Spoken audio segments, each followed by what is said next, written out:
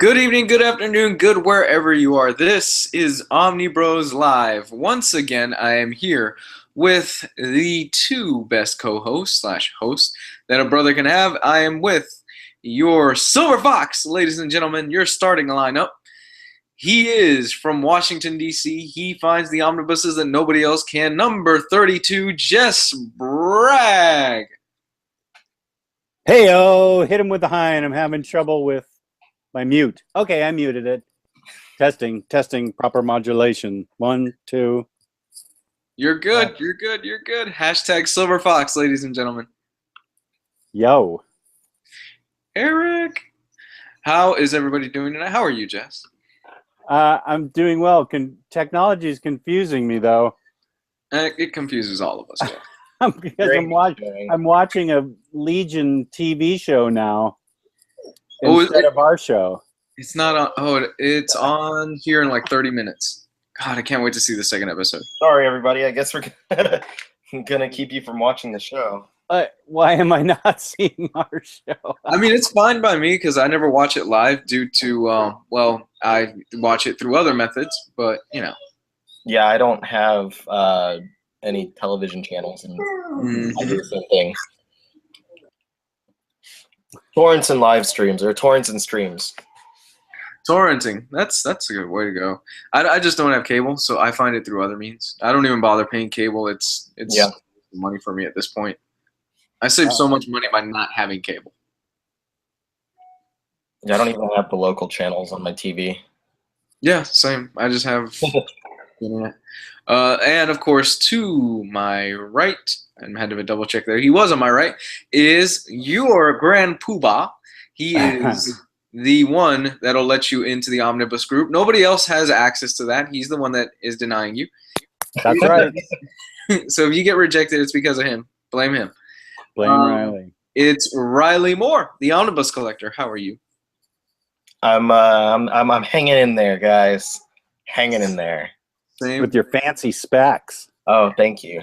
Yeah, I've been in a fog today. I don't know. I'm not sick. I'm getting over being a little sick, but I woke up, and I don't know if you ever have suffered from sleep paralysis, but I totally woke up. Like, you can't move at all when you wake up. Is that when your spirit goes astral traveling and stuff? He is Doctor Strange of omnibuses. Unfortunately, not in this case. And so I just laid in bed for a while, like, not able to move, but I was still like halfway in a dream, but the dream seemed real because the dream was taking place in my room, and my wife was there telling me that there was a tarantula somewhere. And so I was like, uh-oh, I need to move. And then I finally moved in my dream and got up, and it wasn't a tarantula, it was a giant giant ant, and I crushed the giant ant, and then as I crushed the giant ant, I woke up, and it was one of those like, like I finally woke up, and there was nothing there. And you were in some kid's terrarium full of spiders and ants? Probably. I don't know. But yeah, that was my morning, and then the rest of the day I've just been laying on the couch doing nothing, so recovering from that. Recovering from your dream. Guys, not to interrupt you, Riley, we have great news. Midworld Reviews. He's engaged as of yesterday. Congrats, man. What'd you do that for? Yeah, why would you ruin the rest of your life? Oh, nice. It's better to keep all the girls happy than make one girl unhappy. That's true. I don't know. It's kind of hard to make even one girl happy. That I agree with. Riley's wearing his spiffy glasses. My sweater actually matches my glasses too. Ooh, good choice. You are a metrosexual dude. I do what I can. And nobody can rock the sweater vest quite like Jess can. Oh, well, I don't know. Riley's got a nice collection of sweater vests. But I'm sure I just want my sweaters. I'm sorry to hear that, dude, about the whole sleep thing. I've never had that happen to me, thankfully, but I've heard some real big horror stories from like people that. Yeah. But oh well. I mean, the rest of the day was okay. I just watched some TV. What'd you watch? Have you seen Legion? Because I know everybody's not. I did watch the first episode of Legion. I watched that the other night when I was at work. I think today I was watching like new episodes. I watched a new episode of like Workaholics or something, and I watched the first episode of that show, Shimonetta or whatever it's called, where it's like about a society where there's no dirty jokes and stuff, and it's rather funny. After one episode, I don't know quite what to think about it, but you know, Is that new anime? It's an anime, and there was a link posted to a video of it in the group. I saw that. I want to watch that. It's pretty different. I definitely want to check that out. But I think a lot of fans are wondering, you being the X-Men guy, what is your general thought on Legion? Now, me and Jess, we talked about it for a good 10 minutes on the news show last week. But we want to hear what you think about it, since you are so invested in this character and in this universe. Yeah. So I thought, just general consensus on what I thought about it, I thought it was fantastic.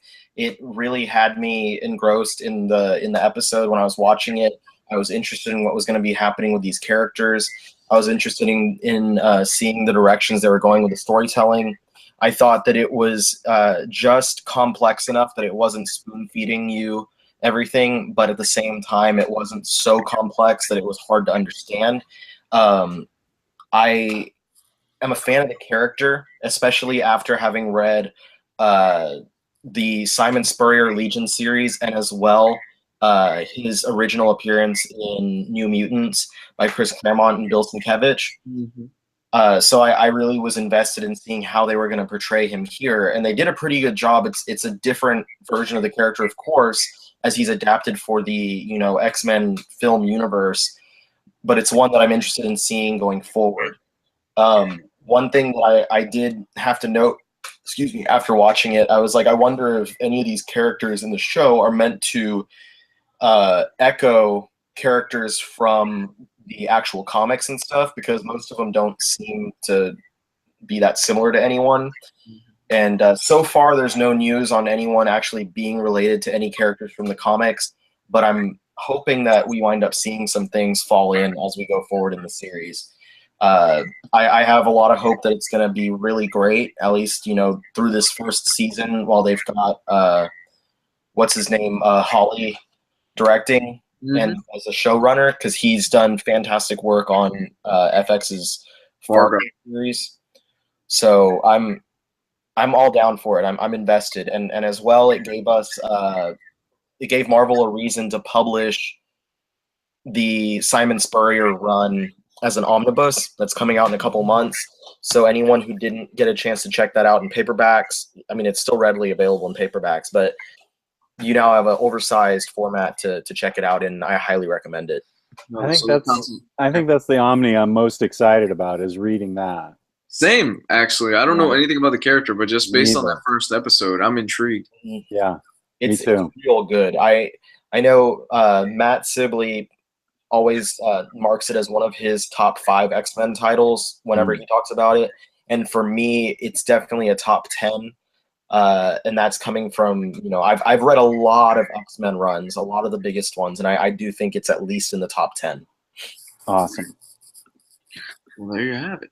I'm definitely going to check it out. I know me and Jess, we loved it. We got on it probably for about 10 minutes last week on the news show about where we think it could go and everything like that. I really liked Audrey Plaza's character. I thought she was really You know what was interesting about her was, after I watched the episode, I read that originally she was supposed to be played by her character was going to be played by a man, and then when Holly met Aubrey Plaza, he was like, okay, well, I want you to be in the show. And basically she started playing this character, but she decided that she was going to play it as a gender non-specific character. She's great in it. Hints of her kind of playing it as both a man and a woman throughout that episode. I didn't think about that, but yeah, I could see that. I could see that point of view. That's why we need your insight, Riley. I just got that from Wikipedia, honestly. Well, I didn't even know to do that, so. Riley's the only one that prepares for this show. That's right. Scrambling around for the last 5 minutes going, oh my God, oh my God, oh my God, oh my God, I'm not ready. I tried to prepare, but we ended up with multiple screens on my iPhone and my laptop and reverb like you've never heard before. So I did try to prepare, and that shows me that I'm never going to try and prepare again. Usually we work out better when we don't prepare. Yeah. That's what I'm noticing. We have a common thread. But yeah, that's pretty much sums up what most of our thoughts are for Legion. If you want to hear more of that, tune into the for those that are patrons. Me and Jess really do gush about it for probably a good 10 to 15 minutes on the news show last week. But suffice to say, we both loved it. We both really enjoyed it, and we want more. And I can't wait to finish this tonight to sit down and watch it with my girl. We sat down, we watched the first episode, and she called me a fucking asshole after we finished watching it. The reason behind this is because we binge watch everything, or we tend to binge watch everything. So the minute the first episode ended, she asked me, are we going to watch the next episode? I said, it's only the first episode that's out already. And then she goes, you fucking asshole. You know we wait for this stuff. And I go, I know, but I really wanted to see this pilot. You can tell when two people are in love. When your loved one turns to you and says, you fucking asshole. Not the first time this I want to see the rest of it. Not the first time that it's happened in my life. Yeah, I'm pretty sure it won't be my last. I'm pretty sure that's going to be our wedding vows.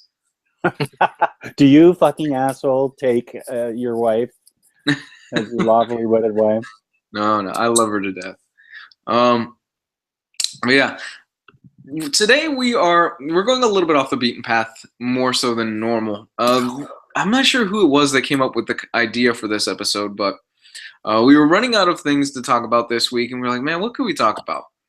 Usually we discuss things throughout the week. We usually have ideas. We throw things at each other.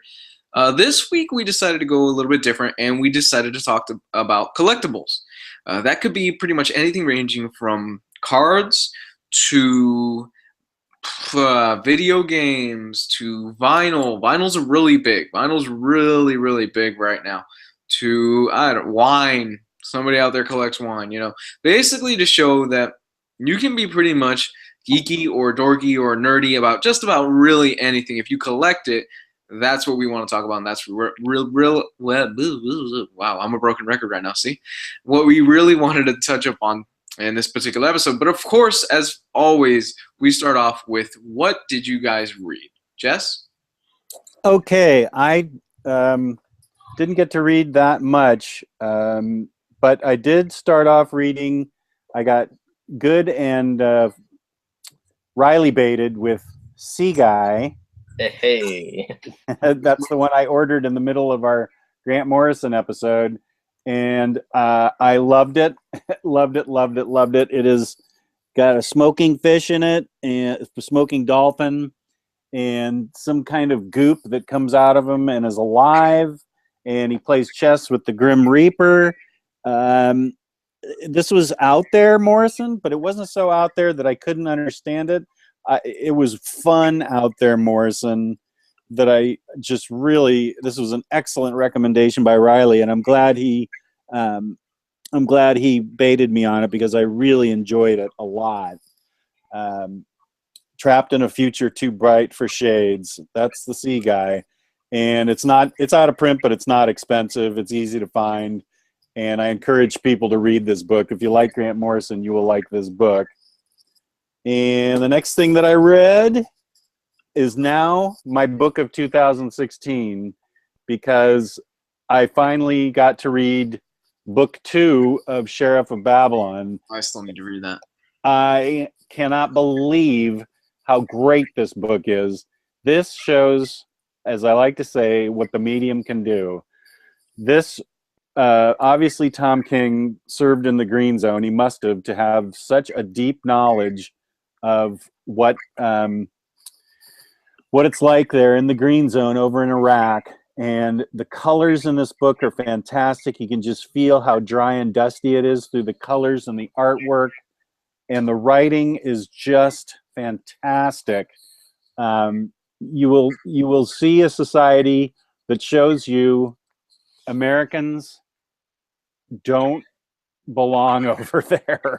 We have no idea what we're doing over there, and they have a certain way of doing business, and we have a certain way of doing business, and the two don't really mix that well. but boy, does he do a great job storytelling in this book. I can't say enough about the writing and the art and just how the story all came together. Now that I know that this whole thing came out in 2016, I'm changing my vote to this is my book of 2016. Fabulous read. Really, really fabulous. Can't believe how great it was. Yeah, they announced we're getting a season 2 of it soon. Oh, really? The end of this year, I think is what they said. And since I ordered second Darth Vader, I had to go back and reread the first Darth Vader, which is what I am in the middle of reading. And I'm really glad that I did, because this book rocks. I love this Darth Vader book, and this is one I'm going to go back to again and again. This is a definite on your scale, Luis. This is a definite buy. On Riley's scale, it's a definite 5-finger discount theft. Pick it out, since he likes to do torrents and stuff like that. I bought it. Oh, you did? Oh, okay. I have both volumes. Okay. Pirate.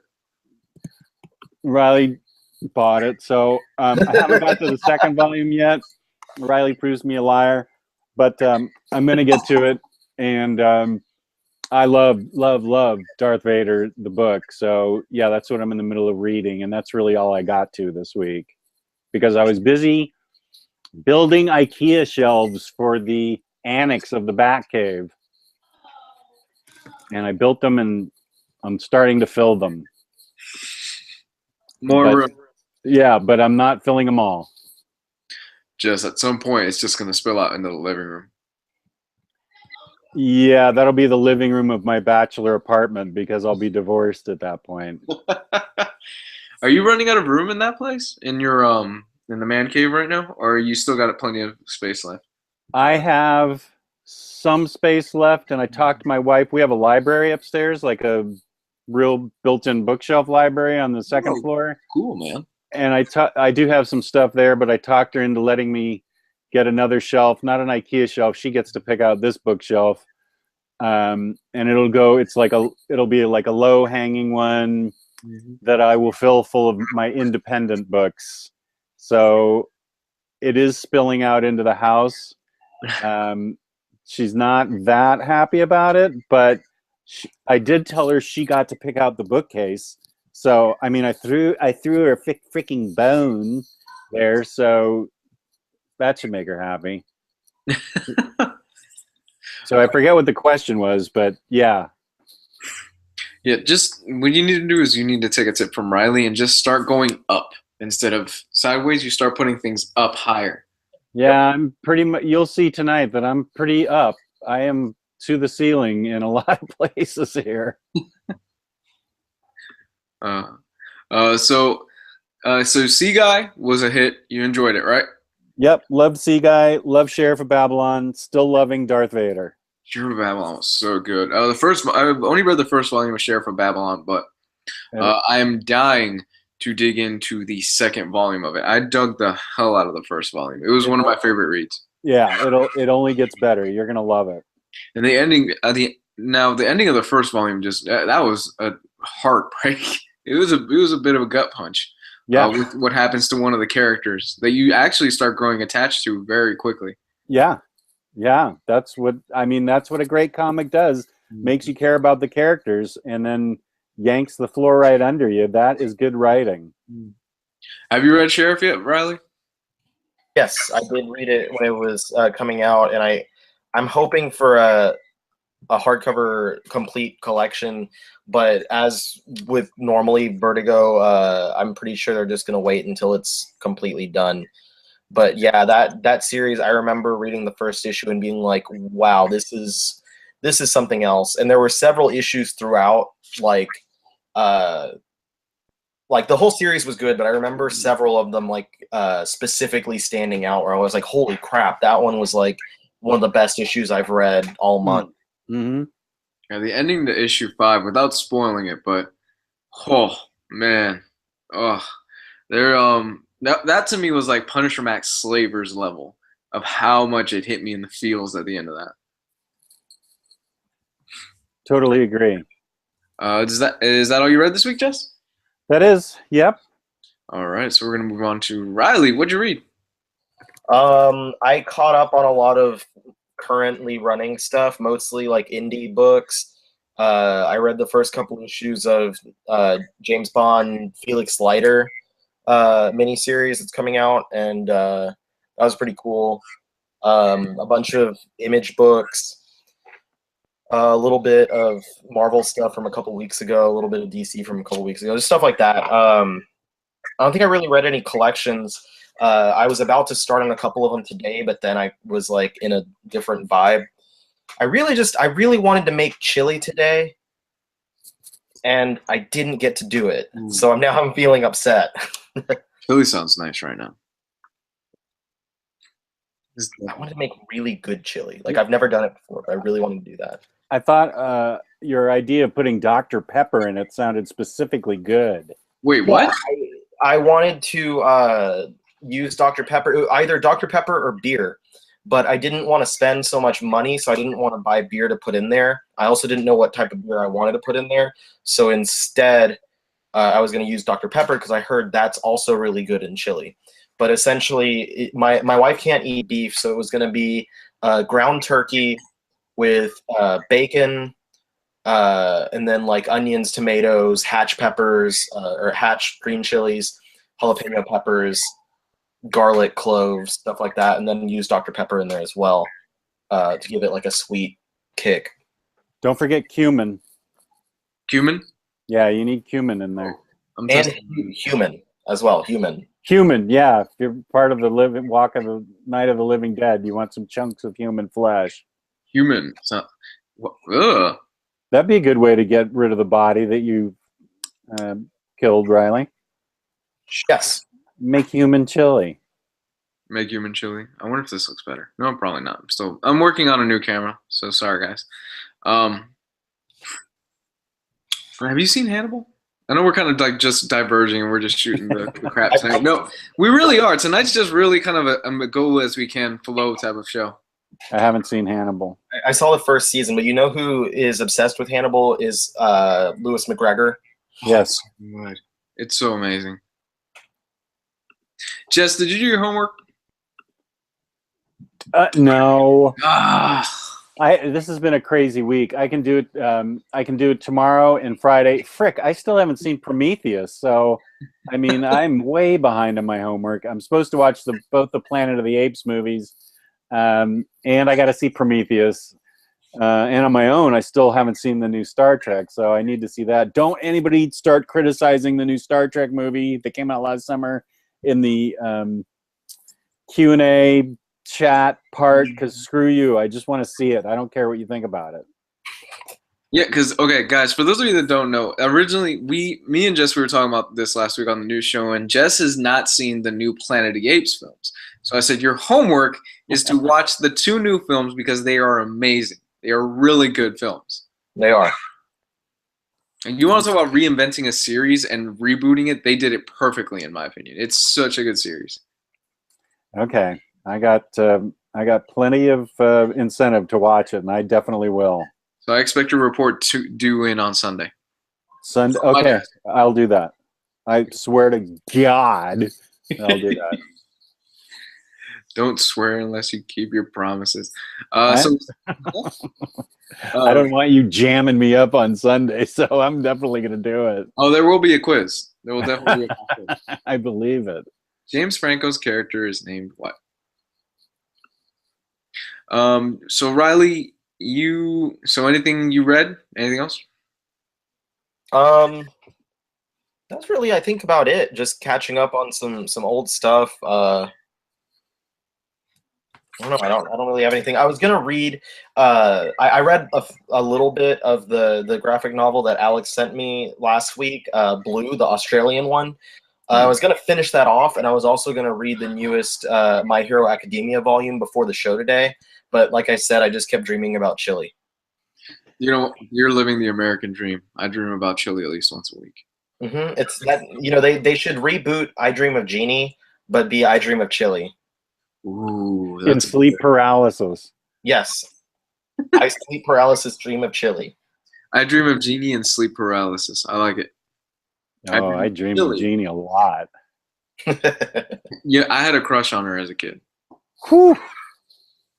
I think my first crush, especially for a first crush on a TV person, was the Pink Ranger. And I'm pretty sure that was common for a lot of us. Oh yeah, that was every '90s kid. Every '90s kid had a crush on the Pink Ranger. That and Wonder Woman was for me. Huh, well, given the fact that I'm a '60s kid, my first crush was Yvonne Craig as Batgirl. Good choice. Yeah, She was beautiful. yeah, she was awesome. She's in a Star Trek episode where she's green and really hot. So you like Captain Kirk? You got a thing for green women? Yeah, there's something about those green chicks. Yeah. And you know, I'm not the biggest Star Trek guy, so I've never seen too many of the classic episodes. But is it true that he was always really into green women? Was that like a fetish he had? I think he only did it. Well, first of all, he did it with a woman in every episode. He was Really? falling in an hour. In 1 hour, he was smitten, falling in love, then getting his heart broken. Boom! Almost every episode. Oh shit! So I don't remember the percentage of green women. I think that episode with Yvonne Craig was the only green woman that he fell in love with. They redid the pilot where his oh no, that was with Captain Pike, who, yeah, never mind. No, I think just one green woman, but she was hot. But she was hot. Yeah, as far as green women go, she was a good one. All right.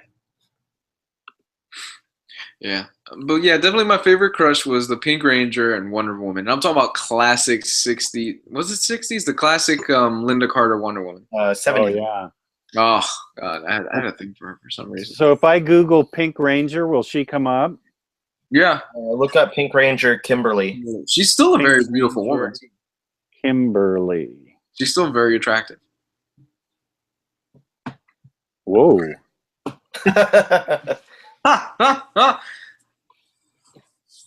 I can see why. Oh, but wow, she was like a complete teenager. I can't be falling for her. That'd be like, she's younger than my daughter there. Everybody's younger than me. I can see why you guys liked her though. Somebody says my crush was Olmec from the Hidden Temple. Wow. Wow, you are pulling a '90s reference out of your ass for that one. You remember the Hidden Temple? Yes. God, that show was everything. Over my head. Don't even know what you're talking about. It was a really cheesy '90s television show on Nickelodeon where they had people competing in like these physical challenges and prizes and things like that. I was Purple Parrots all the way, by the way. For those of you that are wondering out there, why the hell do I still remember that? Silver snakes, green monkeys, They're not shit. the blue barracudas. The Purple Parrots were the best team, hands down. It's not even close. But it was it was a fun show. It was one of those shows kind of like Double Dare. I don't know if you guys remember that. I do remember that. We're going to turn this into the '90s episode pretty soon. We already had that. We did. Oh, can we do that again? That was so much fun. But it was definitely one of those shows. It was really fun. It was a blast. And I used to wake up every morning and I'd watch the TV show, and the Purple Parrots would never win. Damn it, because that stupid Olmec had it out for them. I don't have anything to add to this part of the conversation. I'm so sorry, Jess. Let's just move on. We've gone off on like 4 tangents already. So now we're gonna move on to what did you guys pick up this? Oh, I didn't even talk about what I read. But I read the 6th and final volume of Akira. This was supposed to go up on Monday for Manga Mondays. However, with Valentine's Day and with my work schedule and my other job being what it is, I haven't had time to review it yet. That should go up. Well, I have Friday off from work. Thank you, God. So I'll be able to actually get this review out on time sometime this weekend, and a bunch of other stuff. So for those of you that are wondering why my content's been lacking this week, it's because of that. Because this is the busiest point of the year for teachers, because we have to do a whole bunch of testing and things like that. So. But great, ended really strongly. Not going to ruin my final verdict here, but I do think it is one of the best mangas that I've ever read. I had some issues with how it ended and some of the messaging that Otomo was going for. I don't think it was quite as clear as I would like it to be, but really good stuff. Really, really good stuff. I enjoyed it. And that was pretty much the only thing I read because it's been a hell of a week. So we're going to move on to what did you guys pick up? Riley. This week was a pretty small week, especially when being compared to last week. So I just picked up a couple of new things. Like I mentioned earlier, My Hero Academia Volume 7 came out. I was going to read this before today's show, and did not happen. I got the second hardcover for JoJo's Bizarre Adventure, Stardust Crusaders. And I was actually a little bit disappointed with how thin this one is, because I've read Stardust Crusaders before a couple times already, and I'm really just excited to see when it gets to part 4. And the thicker these are, the less time it's going to take for it to get to part 4. So when they're thin, I'm like, God damn it! I just want Diamond Does Not Crash in hardcover. Anyway, then I got the newest Star Wars Legends Epic Collection. This is the 3rd volume of the Empire line.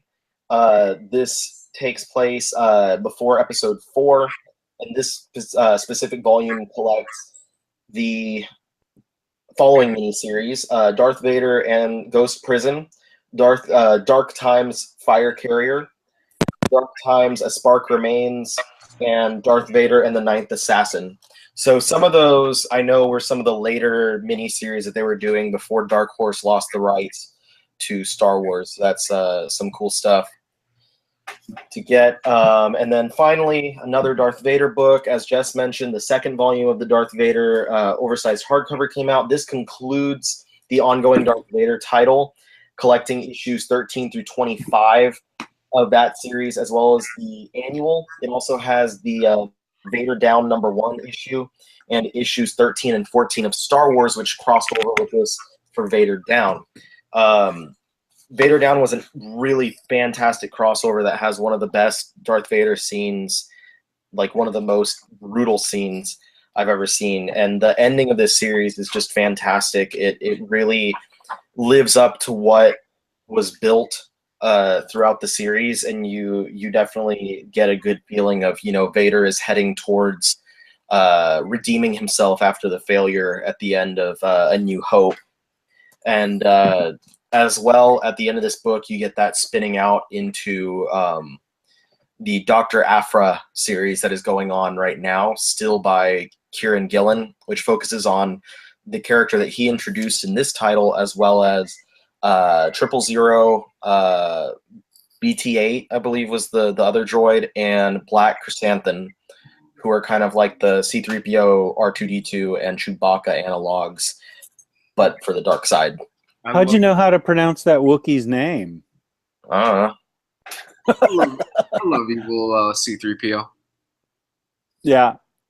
Evil C-3PO was awesome. I just went Black Chrysanthemum. It's actually pronounced.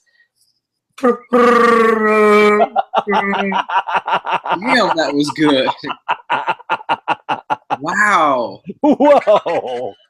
Good to see. If the actor dies, you've got a stand-in. Holy smoke, that was awesome. That was really good. That was. That was way good. I'm really impressed. Thank you. Yeah, I do a little voice acting on the side, You always work for Disney. Disney would probably pick you up with something like that. I can do Kermit the Frog here. So there's another Disney character. Disney will pick you up if you try. Good. I will reach out. I'll be like, hey, Mr. Disney person, hire me. The mouse is not picky as long as you aren't an idiot and say something on your YouTube about Jewish people. Yeah. Did you see that mess? Wait, who's that a reference to? PewDiePie. I can't stand that asshole. I'm sorry, I can't. I really. He said so. I don't know exactly what it was, but he did do some stuff like kind of anti-Semitic posts and stuff.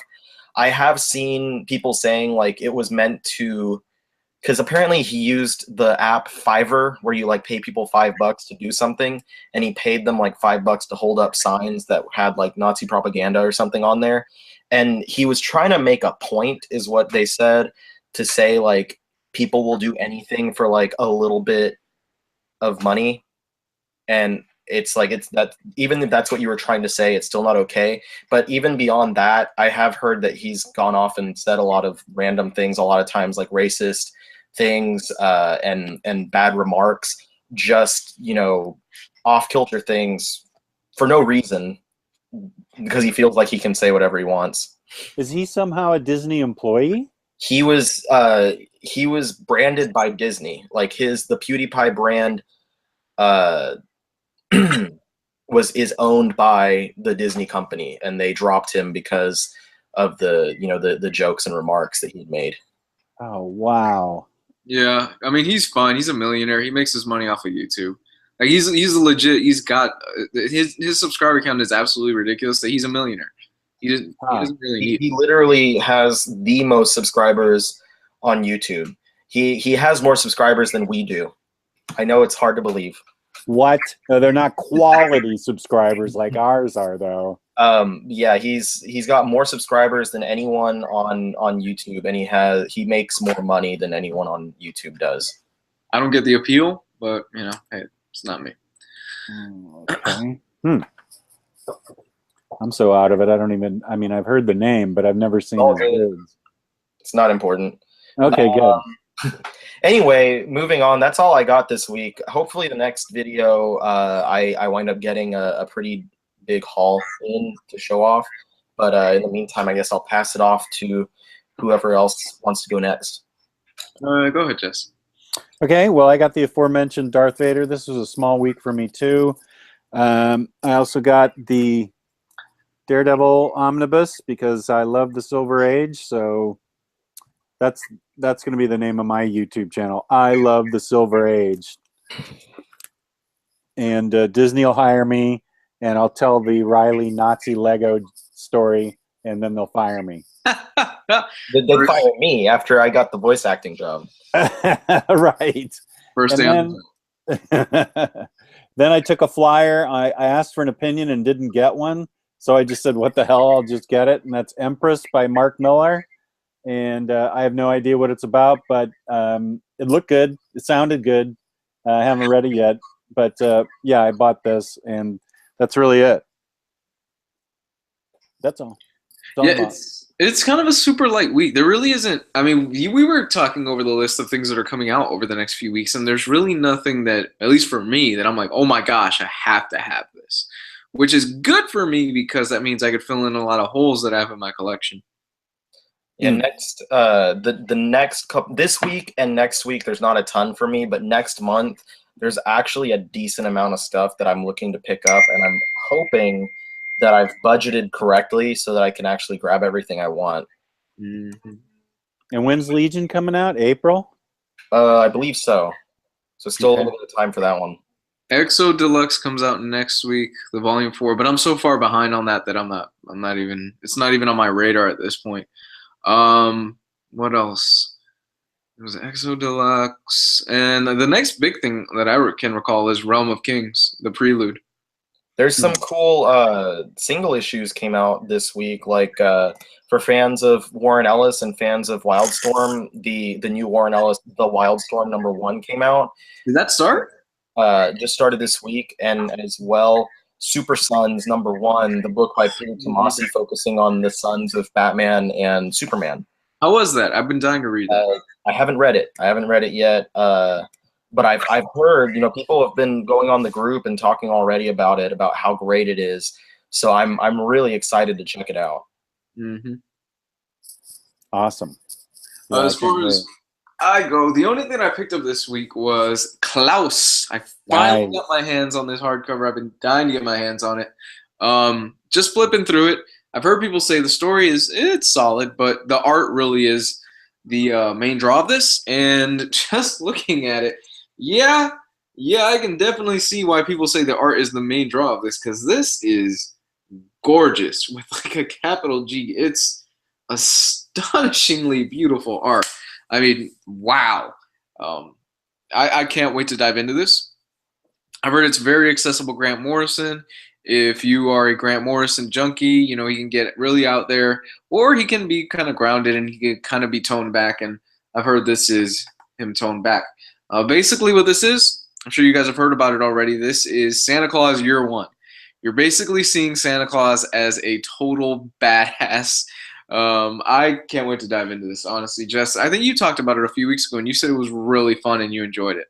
Yeah, I really did. It was very enjoyable. A fun read. Really fun. So that actually about covers it for me. Anything else, guys? Nope. There's a question. Who's the artist on Empress Stuart Immonen? So that's the answer to that question. Stuart Immonen. Okay. So, here's the thing. This is kind of a different area than we're used to. So we're going to be talking today about collections. More specifically, what are some things that we collect? I'm actually going to start this off by asking you guys a question. What is the first thing you can remember collecting? Probably action figures based on either the Batman movies, the Tim Burton Batman movies, the Batman animated series, or the Spider-Man animated series, or the X-Men animated series. One of those four. I just know growing up I had a ton of action figures from those things. As well, I had a ton of Star Wars figures. Did you have the Wolverine with like the retractable plastic claws? Mm-hmm. Ah, that was such a cool action figure as a kid. Cool. I did have one of those. My first thing was comic books. First thing was comic books? Yep. It seems to be a lot of people. Yeah. That's back when they were 12 cents. Yes, I'm old. So they were really accessible for $1. You could get a bunch of them. For me, it was classic Transformers toys. Classic Transformers and Beast Wars toys. I was obsessed with Beast Wars growing up. Some of those too. Oh, dude, but I had bins and bins and bins full of just Beast Wars. Like my entire room at one point was just covered in them as a kid. And my mom started noticing, okay, we might have a problem here, where it was just all over the place. It was to the point where like you could not step into the room without stepping on a Beast War toy. Like it was just crazy. It would be painful. Very painful, although not as painful as stepping on a Lego block. It had a lot of Lego. I forgot about that. Yes, I did too. I had Legos as well. There was one point where I was obsessed with Lego Star Wars. Where I was obsessed with collecting the Lego Star Wars set. You know what I would do is I would get a ton of different Legos from those like random sets that they would put out, and I would make my own, like before Lego Star Wars came out, for instance, I made my own Lego X-Wing, except mine was all black because I wanted to be like stealthy. And I had my own X-Wing pilot with like one of the cheap helmets that they have, the like Benny in the Lego Movie wore, that it would always break. And I made Legend of Zelda Legos. Cool. I made Robin Hood into Link, and I had like a Princess Zelda and all this different stuff, and I had the castle and the horses. So I had Epona. Like I would make all these different sets, like original sets, out of like the stuff that I would buy. Can you whistle real quick Epona's tune for me from Ocarina? Ooh.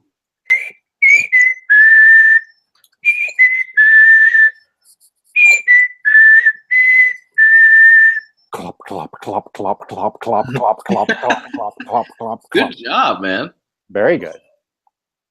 There was this one time that I had asked my wife back when we were dating to play Ocarina of Time, and I was on the phone with her as I was driving from Houston to Austin to visit her, and she was stuck in the middle of the first temple. She was asking me how to get through it, and I through it, and I literally like narrated the entire level. I was like, all right, so you're gonna do the, pull out your shield, and whenever the Deku Scrub like shoots the seed at you, you want to hit it back, and you want to do it in order 3, 1, 2, I believe was the order, and then you're gonna go through this door, and then you're gonna do that. And I did the whole, and she's like, how the fuck do you remember that? And I was like, yeah, that's amazing. Oh man, there was a. Speak. I'm trying to think. Speaking of Zelda, how excited are you for the new one? I'm very excited. Oh, it looks amazing. I'm getting a Nintendo Switch just for it, and I know you're getting one too apparently now. Yes, well, I did already have it on reserve. The question was whether I wanted to have it immediately or if I was going to like save it for my birthday present. And today I asked Megan, I was like, hey, so I have the Switch coming in. I want to use the money for something else right now, basically, is my thing. And I was like, can I just save it until July for my birthday present? And she's like, yeah, I guess. So I won't be able to play the new Zelda for another few months unless I buy the Wii U version first. But I think it'll be worth it. Oh no, I can't do that. Day one, I'm pretty sure I'm taking off of work that day. Just, I'm pretty sure that's what's gonna end up happening. Just knowing. I'm gonna like plead to plug it in once, and I don't have to play with it. I just want to plug it in and make sure that nothing's wrong with it, so I don't have to return it. No, it's fine. It's fine, Riley. You know, and you plug it in and you pop in Zelda, and you're gonna be like, no, hey, I'm making sure the video game works. I need to test it for the next 10 hours. Just quality control. But I can't wait. And the thing is, you're gonna have to stay off social media because I'm pretty sure that's what everybody's gonna be talking about. Yeah, it's okay. If I get spoiled on stuff, it's okay. I'm usually the one that spoils other people, so it'd be my own medicine back at me. Somebody's asking if we ever collected Pogs. Yes. I don't even know what Pogs are. I remember those. They're little. Do you know Tiddlywinks? No. Okay, well, never mind. I don't even know what a Tiddlywink is. That's illegal. Discs. And you would stack them up and basically just like hit the cardboard disc, the plastic one that was called a slammer. And it would go everywhere, and then you would like pick them up like jacks, like whichever ones. I guess it was like the ones that were facing up were the ones that you'd pick up or something like that. And they would have different images on them, so they were cardboard, and they would have like pictures of the X-Men or pictures of Barbie or pictures of whatever the fuck. Yeah, that that originated in Hawaii. They were the caps, insert caps for juice bottles in Hawaii, and they caught on in the States for a hot minute. Oh, Riley, come on! You weren't. Wow. Now I'm getting nostalgic just thinking about all this stuff from our childhood. This might as well just be called the childhood episode. Do you remember if you were a kid in the 90s? You were not a real kid in the 90s unless you owned Pokemon cards. Oh, I had so many Pokemon cards. I had a huge binder with so many Pokemon cards. And then I think I was still collecting until maybe the second or third set from Gold and Silver. Same. Or maybe even the set, maybe it was even the next generation because I might have gone through all of Gold and Silver. But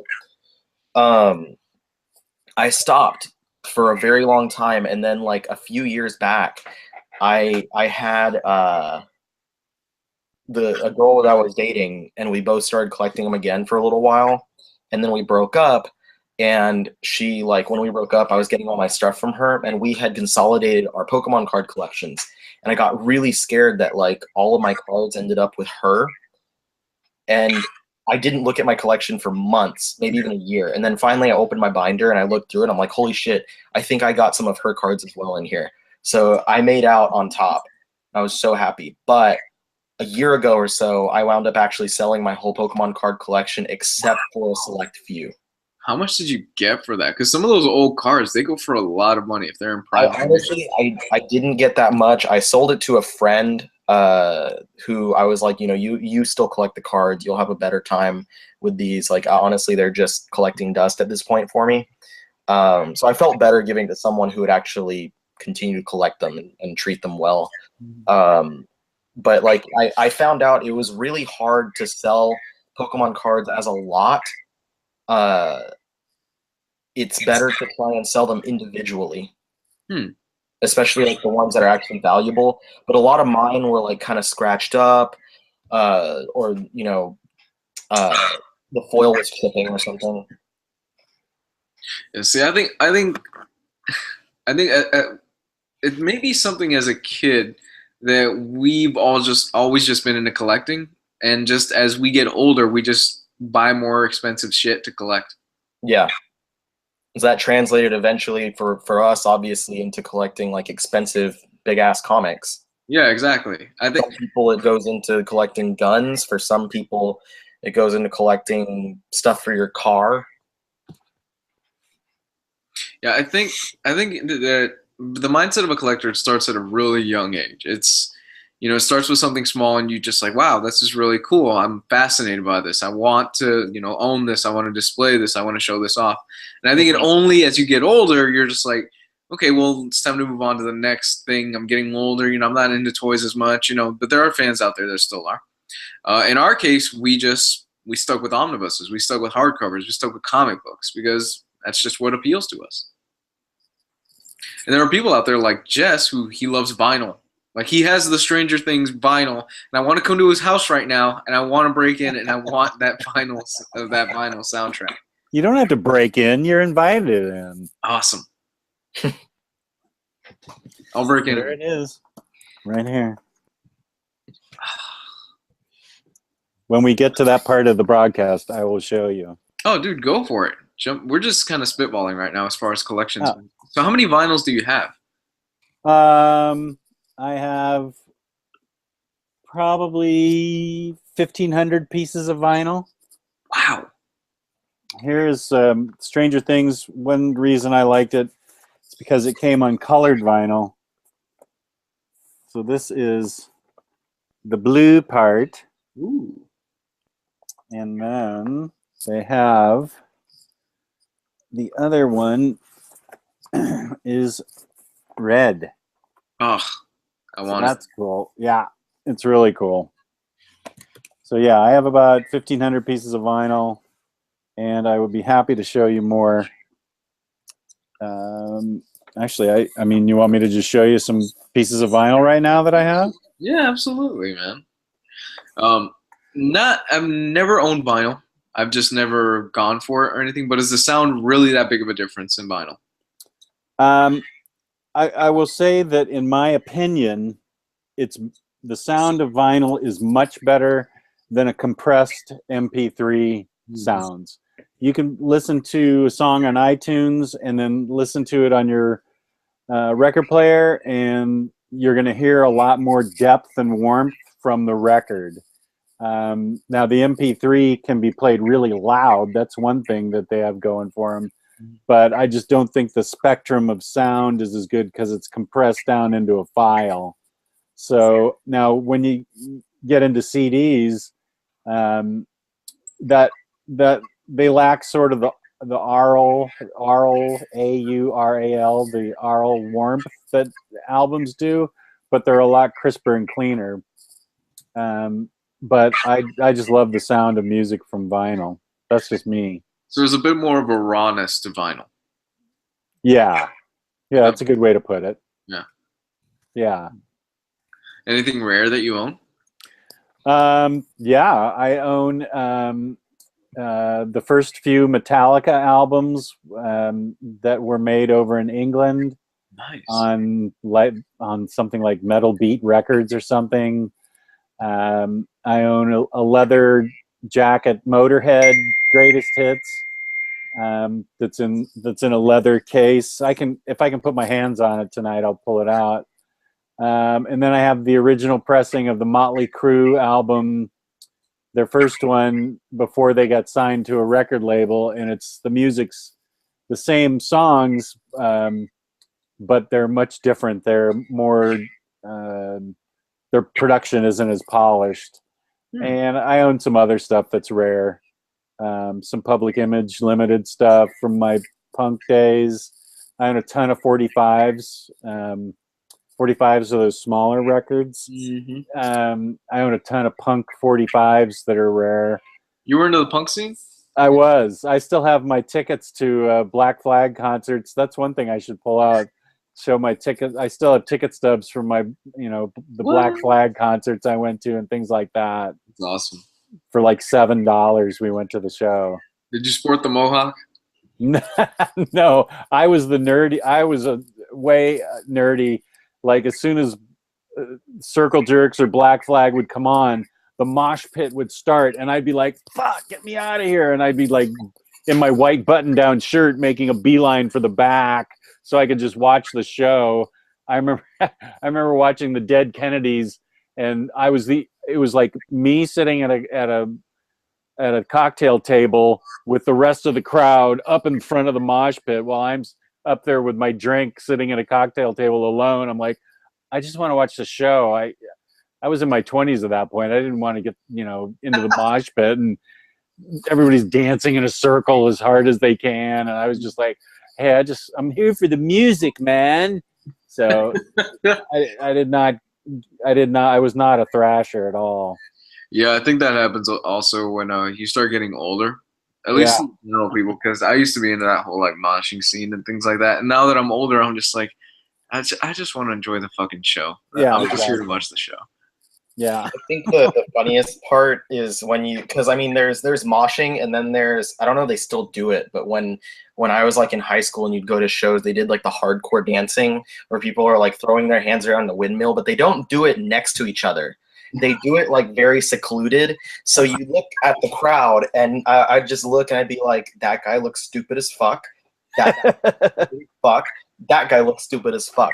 And I wouldn't get in on that, and I also wouldn't get on the moshing, but like I know at least a couple times mosh pits open like right next to me, and I'd try and get on the edge because I'm like, I'm just here for the music, and then I'd like get pushed in, and like I'd get hit by someone, and I'd just like nail someone in the back or in the head or something. I'm not fucking in it for this, and I'd walk off out of it.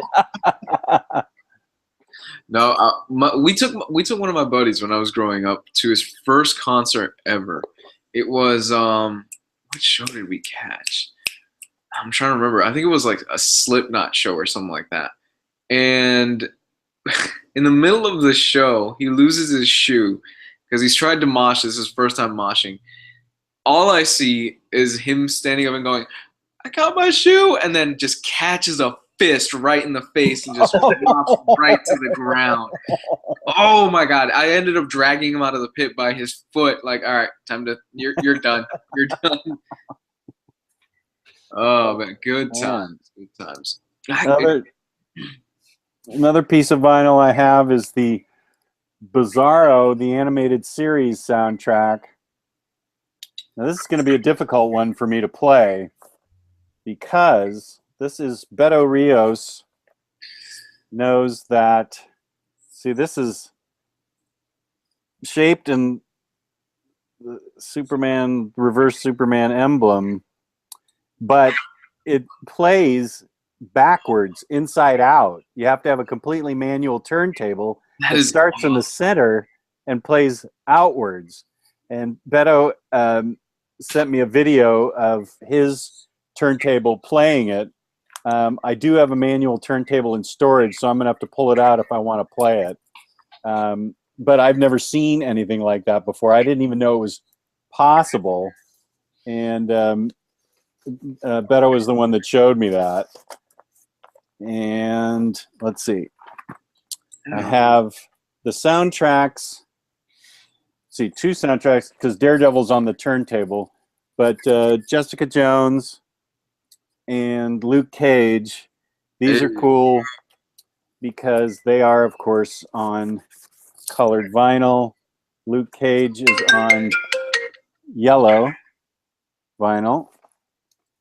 And, of course, you can already guess what color Jessica is. The green? Purple? The green man.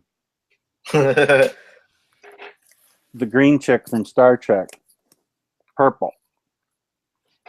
So I haven't had a chance to listen to these because I'm listening to Daredevil right now. It's red. That's on the turntable as we speak. But I also have, once we get out into the main room, I'll show you the Batman animated series. That's in the shape of a bat. Oh, God. And the Superman series animated series is in the shape of, like Bizarro, is the Superman. I need that in my life right now. Yes, yeah, it's really cool. That's awesome, dude. Like I'm really envious of you. Like I want to get a record player and I want to start collecting vinyl, but I know it's just going to be another expensive ass hobby that I really don't need at this point in my life. But man, I'm really envious of you for that. Yeah, well, I guess I can take, I can show you. I can take you on a tour. Let me click here so I can see myself.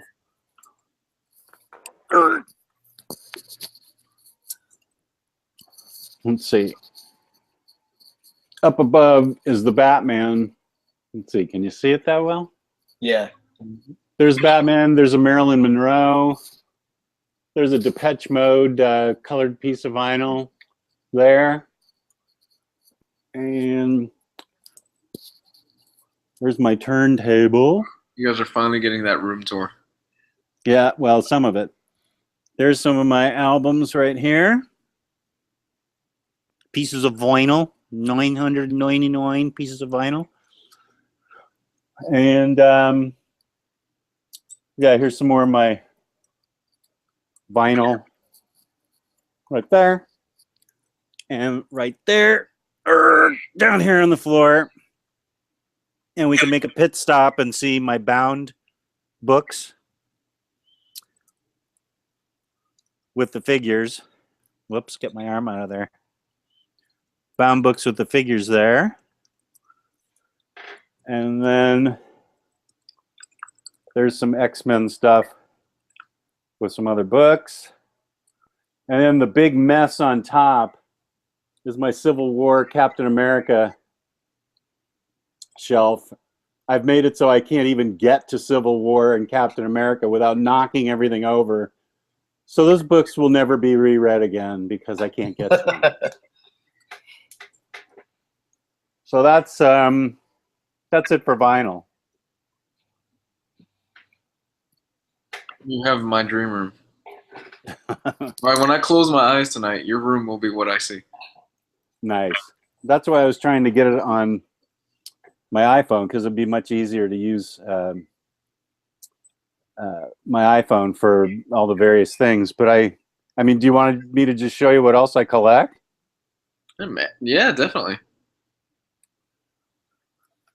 I like to collect these Silver Age DC dudes. There's Green Arrow and Speedy. Flash and Kid Flash. With the cosmic treadmill. Yeah, on the cosmic treadmill.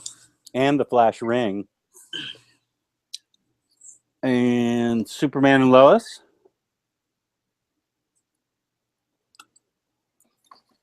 Superboy and Supergirl with, of course, the most important characters, Crypto and Streaky.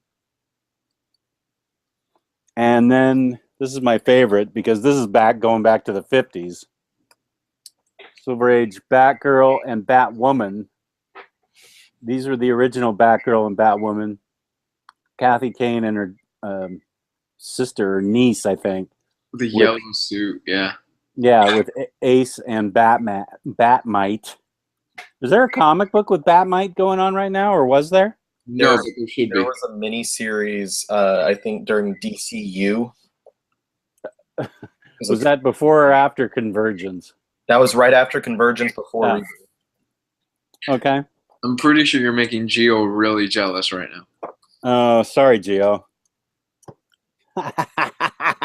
Oh, sorry, Gio. Let's see. So you've seen vinyl, you've seen those guys. We can go back out.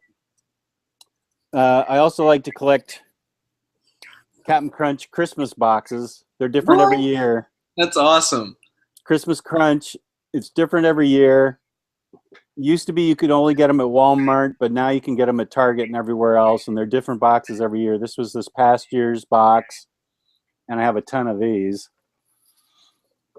And then every Halloween I like to get, and my wife is cool, she lets me display all these. This is Count Chocula. They're only released at Halloween time. Count Chocula and Frankenberry and Boo Berry. And they're different every year. And since I'm on an anti-sugar thing, I chuck the cereal. but I did keep the boxes. And I can show you some more cereal boxes. Let's see if I can. Whoops, I missed myself there. Up at the top, there's Deep Sea Crunch. It doesn't end. No. Lucky Charms, Tricks, and Cocoa Puffs are important because they came with Pez dispensers in them. So that's another thing that you can collect is Pez dispensers. I'll just go along this shelf. There's some spritzer bottles, Art Deco spritzer bottles up there at the top. That's really cool. Some M&M dudes. Then I also collect glassware.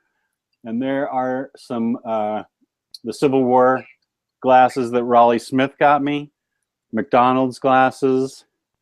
Some other Art Deco glasses. And then Underdog, Mr. Peabody, Snidely Whiplash, Dudley Do-Right, those guys. Underdog, wow. And then on the shelf below, I like to collect antique radios. These are Bakelite radios from the 40s and from the 40s. They all work. I had the tubes replaced. And you'll also see sprinkled in there some pops, but we haven't got the pops yet. I'll show you some pops. So that's it for cereal boxes. There's a Welcome Back Cotter lunch box, which I like. But my favorite lunch box is this one right here. My daughter actually took it to school. Aw. I'm sure you remember this movie. I do. I actually remember that lunchbox too. Do you? Yeah. Yeah. And it's got her name on the back. So that's it for lunch boxes. And let's see. What else? Here's a couple of prints. Not Prince the rock star. Prints that I got. Well, this is a print of Uzagi with Stan Sakai's signature. Oh, that is gorgeous. Yeah. I got to frame this and put it up. And then, of course, the gem of my collection of original art is my Electra picture from Ricardo Drummond that he sent me. I paid for it, but I mean, this shows you how good of an artist he is. Yeah. Original, you want to talk about a hole that you could dig yourself. Original art is a very deep hole that a lot of fans start digging themselves in. Because yeah, those pieces are not cheap. Yeah, I think that's, at this point, that's probably all I can afford from Ricardo. Now that he's got a published comic book, his prices have probably doubled. Yeah, original art is not cheap, folks. And no. Some fans complain about it, about the price, but you got to think about it. The artist is taking time away from doing other things to sketch something out and to put something together for you. Yeah. So there's a reason why it's as expensive as it is. And it's an original piece. It's not something that you're going to find anywhere else. It's for you. Yeah, that's a good point. Let's see. In this room, I have two. I like action figures. And Tyler Blunt helped me get this. This is from the San Diego Comic-Con. Don't know if you can see it that well because I can't see the camera. But these are, they're in a jail cell. This is the Spidey figures that got released from the San Diego Comic-Con.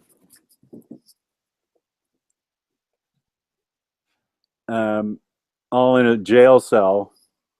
And Tyler Blunt helped me get online right when they went on sale, and we got them for reasonably cheap.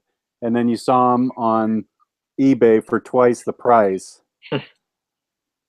like the next day. But Tyler did me a solid, and I remember I was in therapy.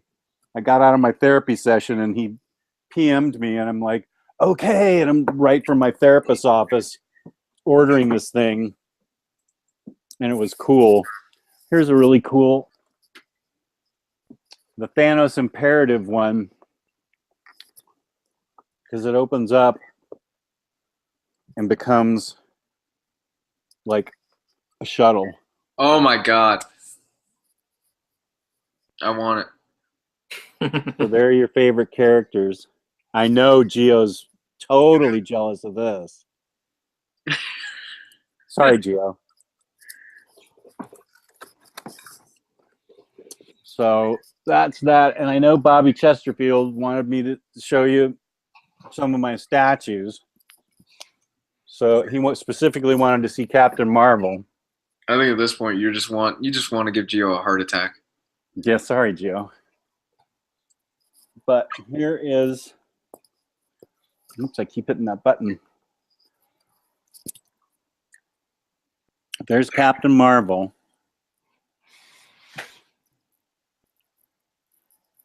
And my favorite statue ever, Kal-El discovering Kara, as they for some reason call her on the TV show, coming out of the rocket.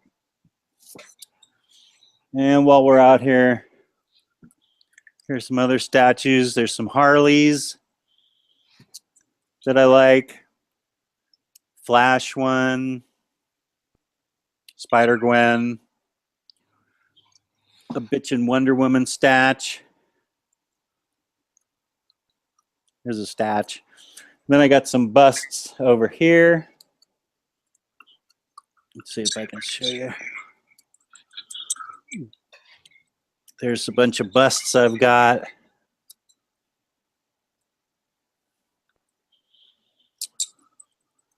And here's Red Sonja, the controversial Red Sonja. There she is. You found a spot for her. Well, that's not the permanent spot, but that's where she's residing now. And then on top of this old-fashioned TV that I found on the side of the road. Wow. Polished up and brought it in. A couple other sideshow statues. And here are some other statues on top of my display case. Here's the display case. I don't know, there's some glare there from my screen. But like I got a couple display cases and more statues, display case, and then even more statues and figures.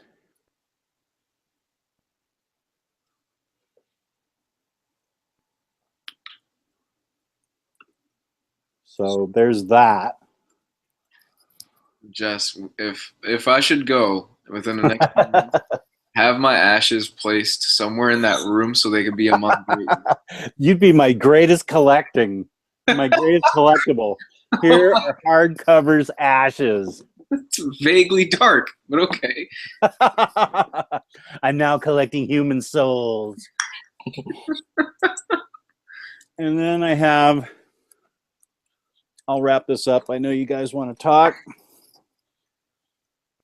I have a wall of pops in their boxes still.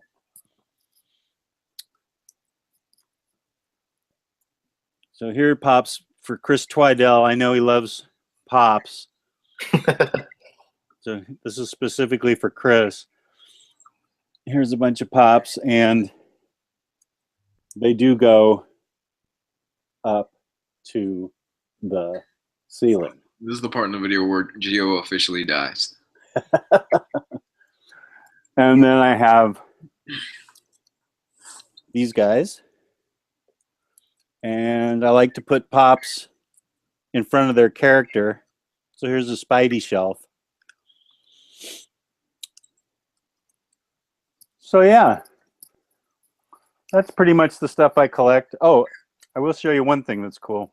If you guys remember a president named John F. Kennedy, I have a matchbook from the Kennedy White House right there next to the lighter. I don't know if you can see it that well.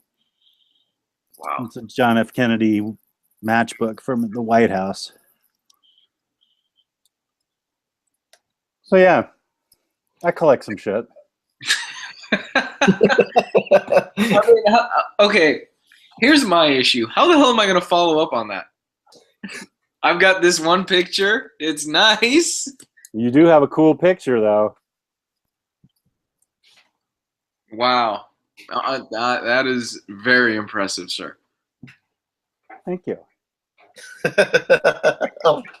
Yeah, I collect some toys, I guess. Jess it's like I feel like the episode or the issue of Superman by Alan Moore for the man who has everything. Are you going to give me a big plant that gloms onto my face? Yeah. Happy birthday. That's a great. Speaking of actually, I got a pop. Well, I do have one pop that I wanted to show because it reminds me of something. This is the Felipe Sarmiento pop because it looks just like Felipe. It does. Doesn't that? Totally. Is it on top of a Marvel shelf? I can put it there. I'll put it right next to my Spider-Man. Just to add insult to injury. Yeah.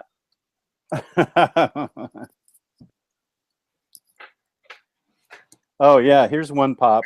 I'll show you one more pop. This was Steve Gribbus. Got me this Target pop that's rare, but it's especially rare. This is Zur-En-Arrh Batman. Oh, I want him. And if you look closely, you can see the utility belt is upside down. Oh. Yeah. So it's extra rare. Wow. It's my baby. I love him. I love Batman pops. Somebody's saying right now over the Felipe pop, that's actually the greatest resemblance to a human being I've ever seen in a pop. Wow, Jess. Well, that's the episode. Good night, everyone. Yeah, can we close it out? Like, can we end this early? Riley? Well, so I have some action figures, I guess. I'll do a quick tour of my action figures because that's really all I have. Oh, actually, before I get up, because I'm sitting right next to a bunch of stuff that's not hung up, I do collect. I have a few prints and I have a couple of other posters and stuff that I just don't have the room or haven't had the chance to hang them up yet. For Christmas this year, some of my friends bought me this book with a bunch of Marvel mini posters, and I tore out half of them to make this like wall of posters over here. That is so cool.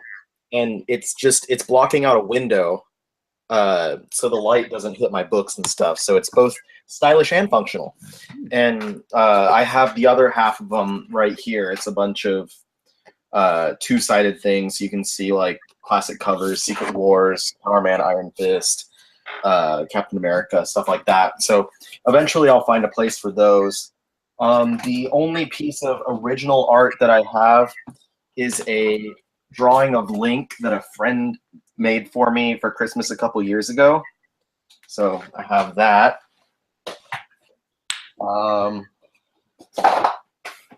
Here's a couple of prints that are in frames that I don't have hung up at the moment. My Green Lantern, Green Arrow with Speedy is a junkie. And then also by Neil Adams, I've got an issue of X-Men with Havoc. And when I got Neil Adams to sign this one, I told him, like, Havoc has one of my absolute favorite costumes of any of the X-Men, probably of any comic book character. And he's like, as typical Neil Adams, he's like really full of himself. And he's like, yeah, I came up with the idea. And I was like, yeah, you should be proud of yourself because it's awesome. He liked that. He really liked it when I said that. Let's see. I've got a couple of wooden posters. I've got here's Star Wars, and it's Revenge of the Jedi, the original title of Episode 6.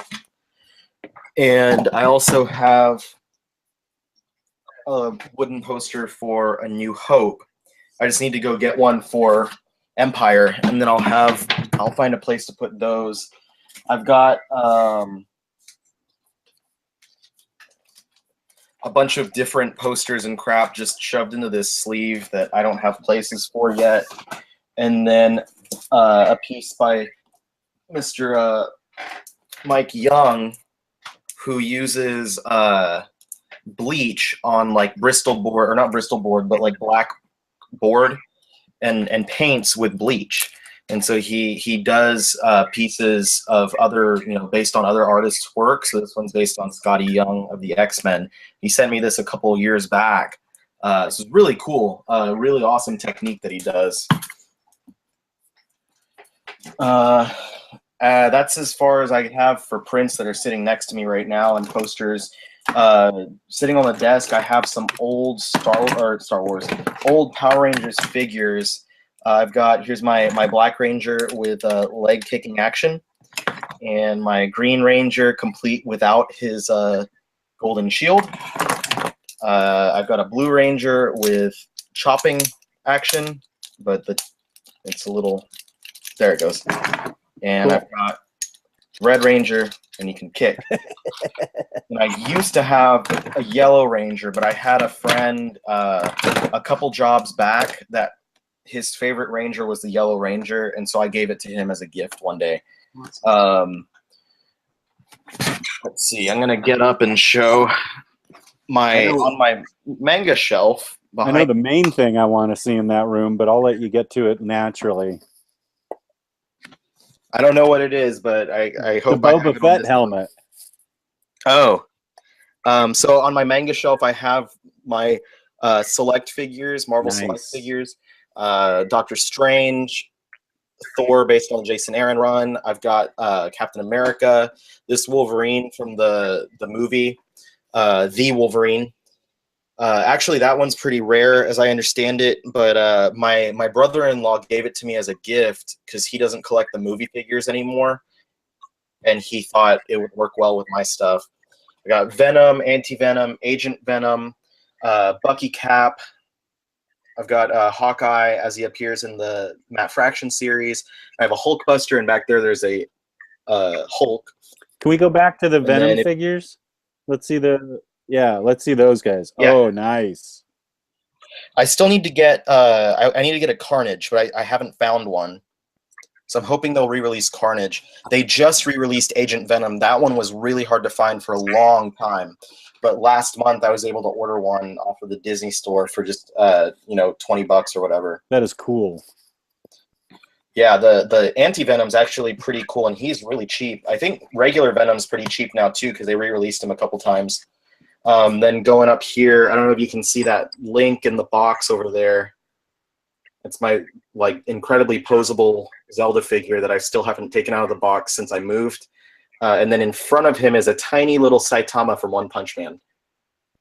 I've got another poster up here, a wooden Amazing Spider-Man poster. Mm-hmm. My buddy Robbie gave that to me. Not really collectibles, but I don't know if you can see the light switch things right here. Cool. I've replaced with superhero ones. So that one's Iron Man. And this one over here is Spider-Man. And then on this shelf, I've got my Marvel Legends X-Men and a couple of Marvel Select X-Men figures. So I have the entirety of that newest wave that came out where you can do the Juggernaut Build-A-Figure. And as well, my buddy Robbie gave me the Cyclops with the from the Brian Bendis run, which is at the front here as a Christmas gift. I like how you have Zorn posed there. That's cool. Yeah, I've got Zorn sitting and thinking. It's supposed to look like one of the covers. And then I got Beast is on there too. I know you have Beast hanging on the wall. Right. On the next shelf down, I've got the Ninja Turtles. I bought these from my buddy Robbie because he upgraded his to the SH Figuarts ones.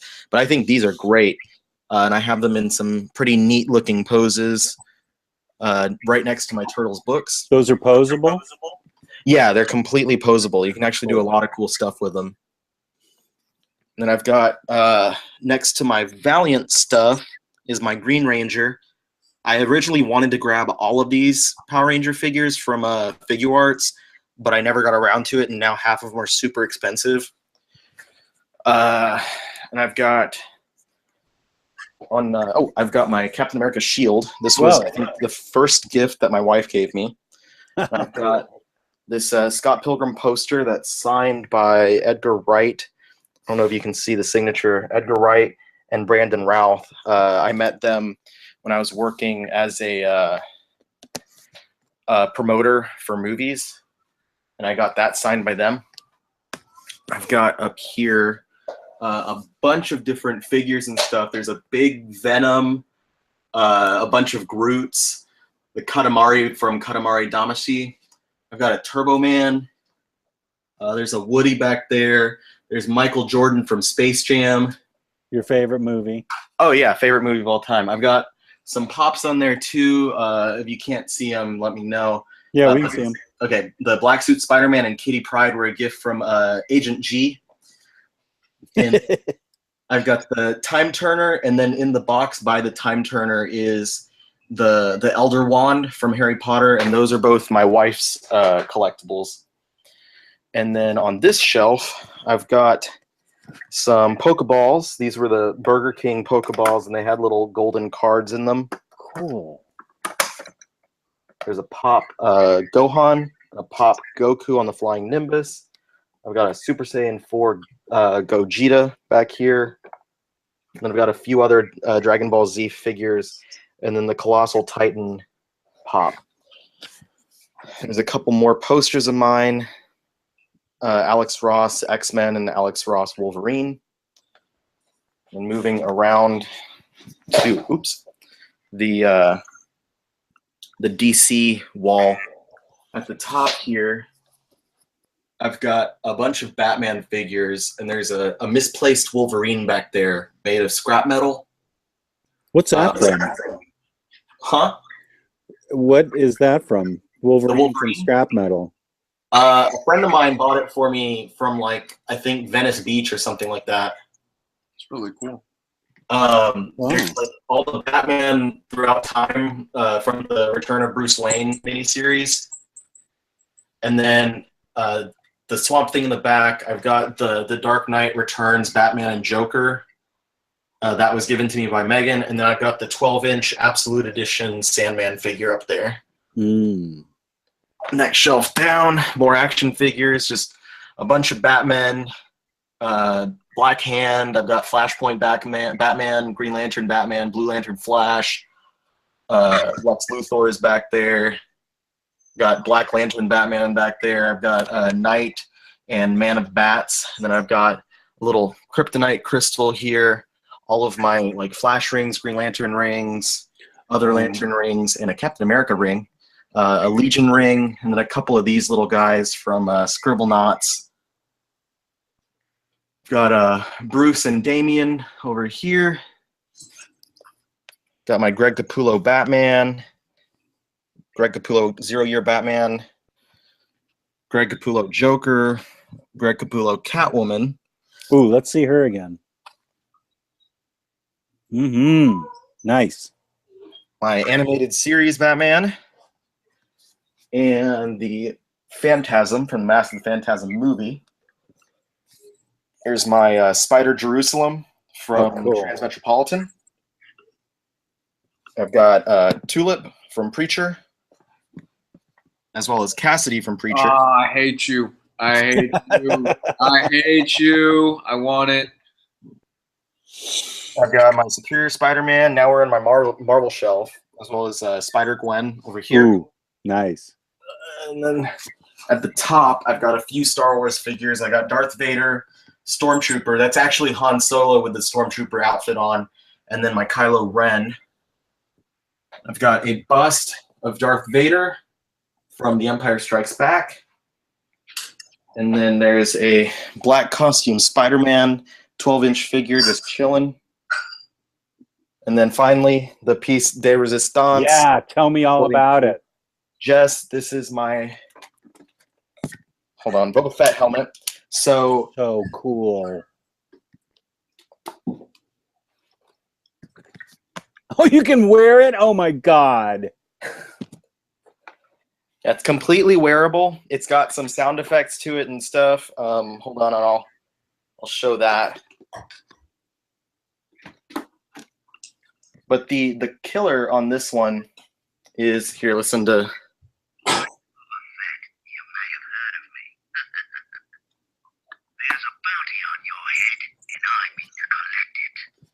So he says some stuff. Here's another button too.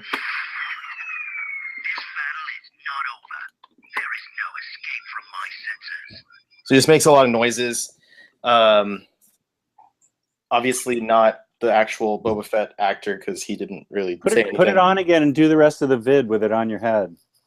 I can't think. I don't think you can see me then, but or hear me. But what's your point? The coolest thing about this helmet though is actually that I'm sure if you've looked it up online, you see it goes for like probably a couple $100 or something. Whoa. I don't know where it is now as far as value. When it originally hit stores, it was like, I want to say about $35, $40. So not that bad. I got it. It was the day that the last Harry Potter movie came out. My wife and I, along with one of her friends, this was back when we were dating, went to a Target and they had the helmet there for $17 on clearance. Wow. So I grabbed that, and that's like one of the best deals I've ever gotten on anything, including comics, in my life. That is so cool, and now it's worth a ton of dough. Apparently, I can't see myself ever splitting with it. I've also got collections of DVDs and Blu-rays and video games. DVDs are way above my head that I can't even show, and the other stuff's in the other room. I've got more toys, more action figures, statue type stuff. Various other items are either in storage here or in storage back at my house in Houston, my parents' house rather. And I have all of my, I know I've mentioned this a lot. I used to work at a movie theater for about 6 years. And while I worked there, I would take all kinds of posters and all kinds of like cardboard cutouts and stuff and standees. And I had like so many standees and so many posters at my house in Houston. I think there's about 61 sheet posters. And then I have like standees from the Iron Man movies, from the Batman movies, from various other things, Captain America, stuff like that. That is so cool. So those are all still at my parents' house because I have nowhere to put them right now. I have them for all of the standees for Watchmen, like all 6 characters. I used to have those lining one of my walls. It was super cool. And I have a bunch of original artwork because, as I mentioned also before, I was an art student. So I have a lot of paintings, drawings, sketches, things that I've done like pastel and color pencil, all that crap is all in a closet back at my house over there. So I don't have all of that to show off, but and I know it's not nearly as much as what Jess has, but those are my collectibles. Mostly, I guess the extra stuff outside of comics is all action figures. The lines that I mostly focus on would have to be the Select and the Legends line from Marvel. I really would like to get more of the Star Wars Black figures because they're beautiful figures. But I just don't have the extra money for another line right now. And I try to buy some DC stuff every once in a while because I like to keep my, DC shelf or decorated as well. But I tend to lean more towards the Marvel ones because I think the value on how good the Select figures look is just immense. And so hopefully by sometime next month, you guys will see, I pre-ordered the 4 upcoming Guardians of the Galaxy figures for the that are based on like the Bendis run. So I'm going to have those on my shelf next to the Guardians books. Let me see the Boba Fett hat again. It's not a hat. I mean the helmet.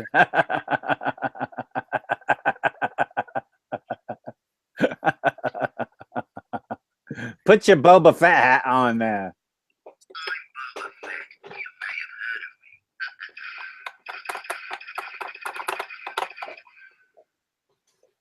Oh my God, something I need.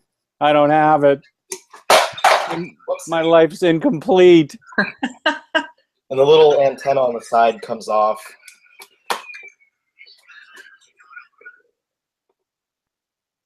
So yeah, that's a pretty cool. They've released other helmets and stuff like Kylo Ren and Vader, of course. And optimally, I would have a collection of those, just multiple along a shelf. But right now, Boba's gonna have to do it.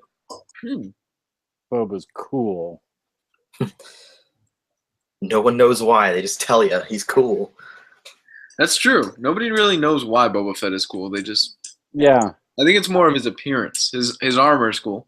Mm-hmm. But he wasn't even really in the original trilogy. He wasn't even in that much. No, he's in like 3 scenes. Yeah, and then he gets thrown into the Sarlacc pit.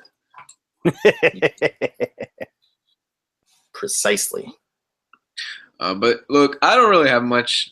Just the comics, really. As far as collections go, some original art pieces. I personally love this. I ended up getting this done by Scotty Young. It's Whoa. Tetsuo from Akira. So this was an original piece before Scotty Young was what he is today, Scotty Young. I got this at a con probably a few years. This was probably like 7, 8 years ago. I got this for about $200. Oh my gosh, that's a steal. Yeah, which for Scotty Young right now, something like this, just guessing. I don't know what the guy's prices are, but I'm assuming it'd probably be close to double that because the guy's name he's Scotty Young. He's really well known in the industry, the baby covers and things like that. It's just crazy. But I don't really have action figures other than the comics. I don't really collect much because I have enough expensive hobbies as it is. Video games.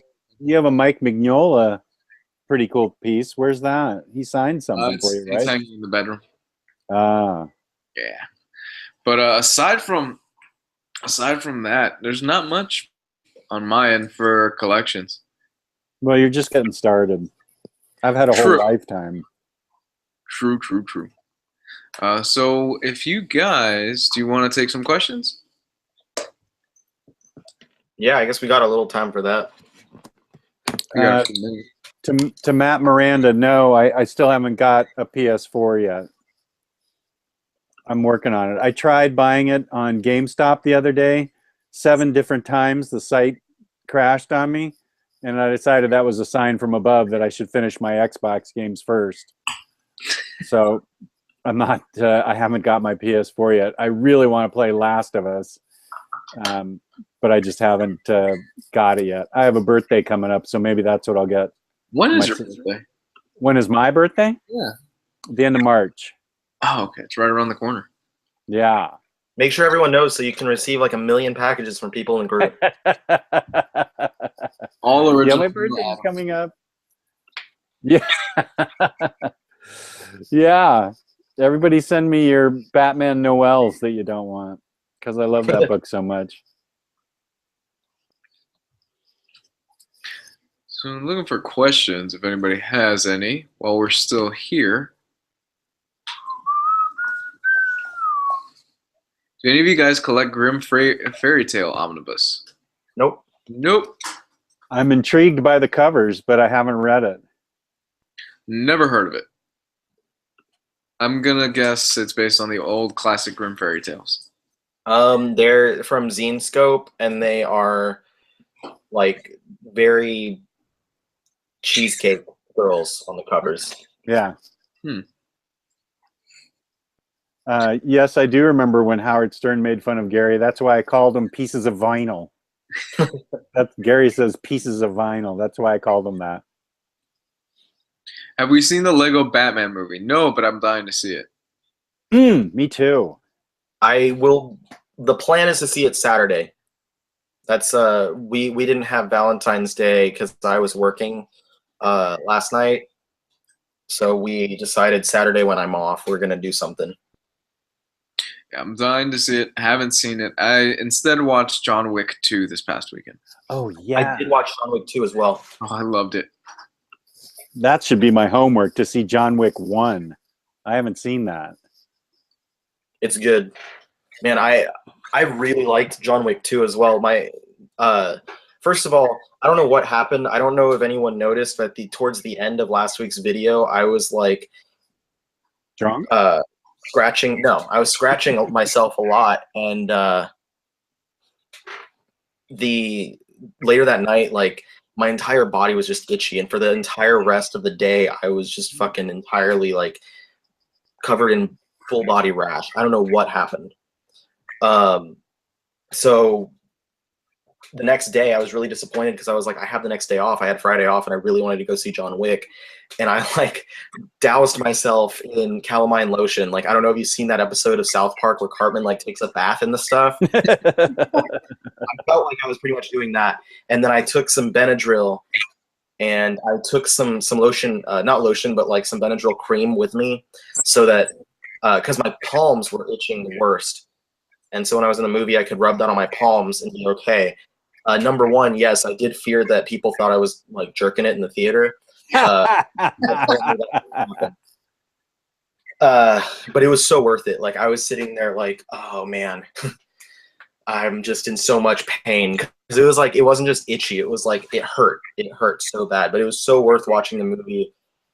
Those of you who haven't seen it but have seen the first John Wick, I felt like it was just as good. Like seriously, some sequels go down in quality. This one, like, it did not skip a beat.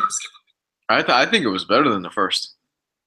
In some ways, it probably was. I think it was such a good direct sequel. It did not skip a beat. It picks up directly when the first one left off. And I didn't even feel like I was watching another movie. So it just felt like, oh, this is just more John Wick. I can't wait to see it. I saw a question I can answer. Can I get your guys' opinion on Stray Bullets Uber Alice edition? Yes, I read it back in floppies. I read the Uber Alice edition a couple years ago when it came out. It's really raw and intense. I really liked it. It's brutal.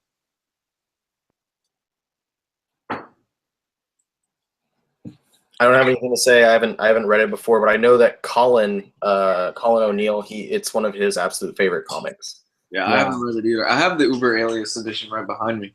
I just haven't sat down with it yet. Are you guys getting the Wade Daredevil Omni? No, I have the hardcovers. I will be upgrading my hardcovers to get it. I have the hardcovers, and my first hardcover is signed by Wade. No, really? Yeah. That's cool. I'm totally taking Irredeemable to Baltimore when he comes and getting his signature in Irredeemable. Yeah, met him at a con. He was kind of a dick. Yeah, it was a really disheartening thing. I was like, wow, you're kind of a dick, but okay. Oh, no. I hate hearing that. Yeah, he wasn't the nicest guy. Okay. I know he's notorious for banning people from or blocking people from Twitter. Yeah, I heard about that too. Brendan Donnelly, right? Yeah, just for asking him if there was going to be a Daredevil omnibus, I think. It was really disappointing. Oh, that's too bad. And I don't think... What do we think about Mel Gibson directing Suicide Squad 2? I think that's a crazy rumor. I think it's fucking horrible. I don't think it's going to happen. It's a crazy rumor. I was going to save it for the news show to talk about it, but yeah, it's a crazy rumor. Yeah, it's not happening. If it is happening, then everything's fucked. I just can't imagine Mel Gibson directing Suicide Squad 2. He's a solid director, though. That just sounds like it. He's a shitty person, but he's a solid director. That's like, oh, okay. Is Clint Eastwood doing Man of Steel 2? I don't think so. And I'm not saying Mel Gibson is as good as Clint Eastwood. I'm just saying it's a random weird rumor. Mm-hmm.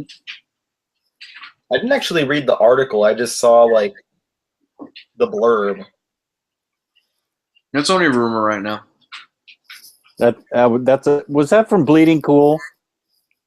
Not. I'm looking at it from Hollywood Reporter right now. Oh, really? Yeah. No, I still don't see it happening. It could be in the New York Times, and I don't see it happening. There's a whole bunch of rumors going around. Some rumors are saying Ben Affleck's going to leave, yada, yada. Yeah.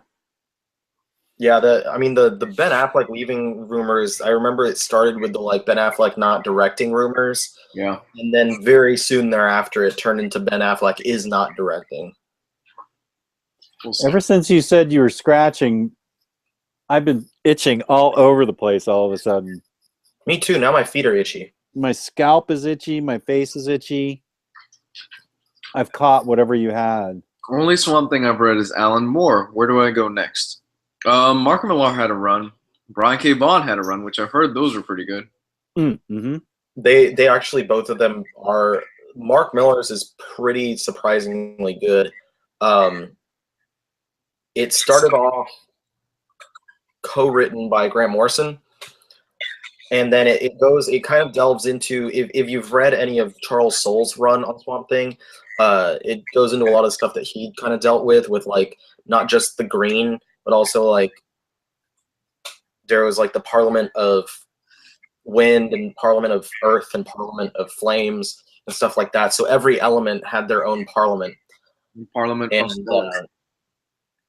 And it's a really cool idea, and like it was basically Swamp Thing facing off against the avatars of each, and he's inheriting their power and becoming not only the parliament of the green, but the parliament, like, or not only the avatar of the green, but the avatar of like Earth in its entirety. So that was a really cool idea behind that run, and it was a lot of like Millar kind of giving his views on issue where it was like tongue-in-cheek about like violence in society and like police violence and stuff like that, which was kind of interesting considering the fact that like now everything he does is ultra violent. So, but if you wanted to go directly after Alan Moore's, the next run is going to be Rick Veitch, which is not entirely collected, but there's 3 volumes afterwards. Major until Mark Millar. After Mark Millar, directly after Mark Millar is Brian K. Vaughan's. His is good too, but there's no not really any connection to Swamp Thing. It's all about his daughter.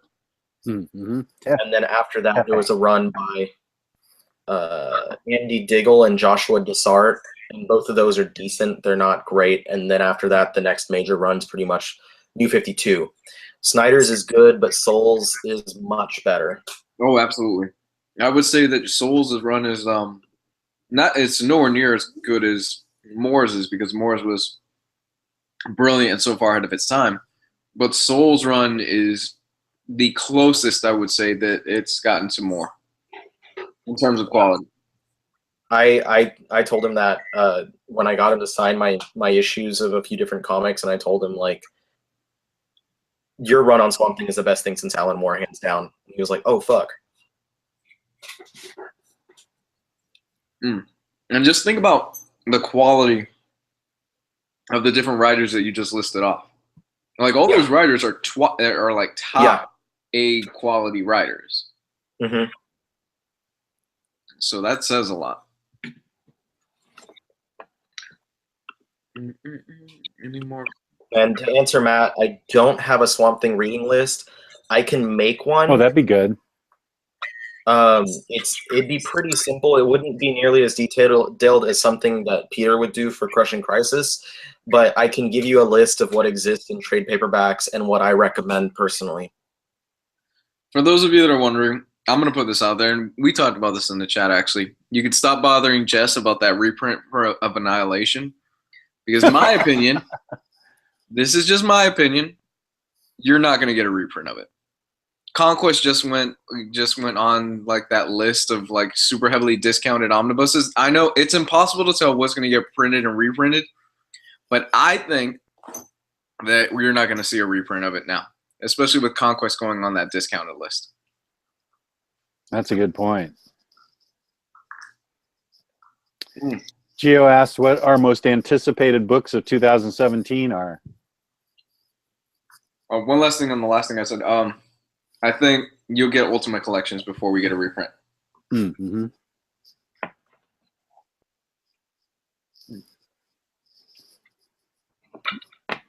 Most anticipated books of the year. Super Sons. That came out today. Snagglepuss. Oh yeah, Snagglepuss. Yes. That looks awesome. Snagglepuss looks brilliant. I tweeted Mark Russell the other day because I was like, I actually said this on the group. I was like, how dope would it be if like this was a 3-part, like it was a trilogy, a triptych, if you will, of like books that were commentary on society, but like the Flintstones is like commentary on the early society, and then Snagglepuss is like close to modern society because it's supposed to be in the 50s. And I said, what if the Jetsons is like Mark Russell taking on the future? Like, so it's like a future shock type thing, sort of like the way that Warren Ellis did Transmetropolitan.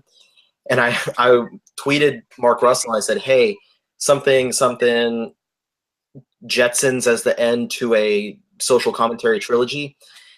And he hinted that what he responded with hinted basically that the Jetsons was in the pipeline, but it doesn't sound like it was coming from him. It's just something else that DC is going to do is an upcoming Jetsons series. So I guess we'll see what happens. My most anticipated book is that Legion Omnibus. Yeah, it's going to be good. I'm going to start reading that the day I get it, which is a big deal for me because I only read the skinny books. I ain't man enough to handle the omnibus books that I have. It takes me forever to read them. I mean, I read them, but not right when I get them. My most anticipated is Amazing Spider-Man Omnibus Volume 3. Mobius. I'm going to get that Mobius cover.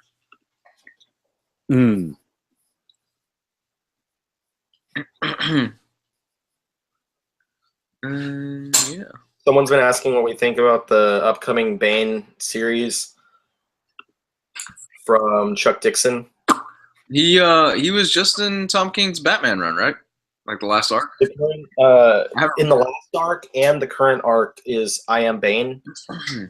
So he's been setting up a lot with that character, and it looks like Dixon's run is going to expand on that, but it's meant to be a 12-issue series. Really need to read that. I've only read the first 5 issues of Tom King's Batman. I thought they were okay. I've heard it gets better as it goes, though. Yeah, the second arc is so much better than the first arc. Like, immensely better. Yeah, didn't care for the I Am Gotham arc. That was the one thing that I read from Tom King that I didn't instantly fall in love with on reading it. I think the year with that one, or the issue with that one was that it's like most of his series are like 1 year long. Everything's planned out. You can see it from the beginning. But this is an extended run that's going to be going on for a while. And it's really like a slow burning thing that he's setting up little pieces for. And he just didn't happen to go balls to the wall with the first arc. No. And that's a good thing in certain ways because we just finished up Snyder's run. And what I do like about it, though, is that he's really focusing on the internal conflict of the character of Batman. Which I think personally made the character way more relatable. For the first time ever, like I felt like I could relate to him personally. And I've never, ever felt like I could personally relate to Batman before. Because how am I supposed to relate to a billionaire playboy who fights crime? I can't. But then they finally, even in his human persona, he's still a billionaire playboy. Yeah. I can't relate to that. You know you're a billionaire playboy who fights crime. Oh. Come on. But like that's why I could relate to like some of the X-Men because most of them don't have any money. They're, freaks of the world. They're, geeks and dorks like us. Same with Spider-Man. I could relate with him when I was reading because he's a teenager that just happened to fall ass backwards into, and I don't want to spoil it, but in that second arc, in the I Am Suicide arc, Tom King did something with the character that a little bit controversial, but I think it really adds a level of him that was way more relatable, especially for me, given some of the personal things that I have and a lot of other people have. Haven't read any of it yet. It's good. The deluxe hardcover is coming out soon. Yeah, that's when I'll pick it up. Yeah, it's probably, I'm going to recommend that to a lot of people over the paperbacks because of the fact that you do get those 2 entire arcs in one sitting. Which deluxe hardcovers do we know for sure are coming out? Superman, Batman, Action Comics, Justice League, I believe Flash, Green Arrow, I think, Green Lantern, I don't know about Green Lanterns plural, but Green Lantern, the Hal Jordan series, I believe is getting one. Detective hasn't been announced because that's supposed to be really good. I have the first trade. That's the only reason I picked it up, because it hasn't been announced yet. The first arc was really good. The second arc was decent. The third arc so far has been really, really good as well, but it's more of focusing on Batwoman, kind of to build up the new Batwoman series that launched this week. Ooh, goody.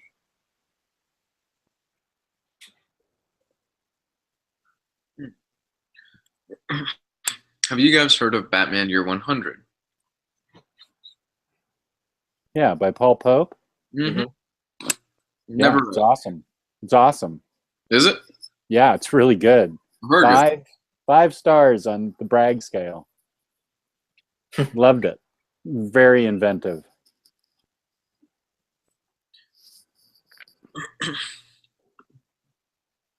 So, do you guys want to call it? Let's see. Or do you want to go for a few more? I'm gonna see if there's anything else that I can answer real quick.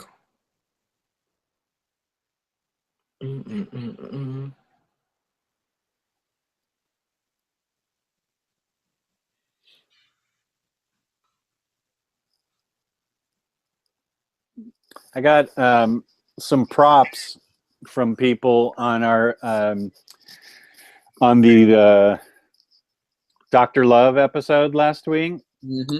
With the idea, I think, came from Riley that when we were talking about the guy's checklist about falling in love, that people bond more over things they hate.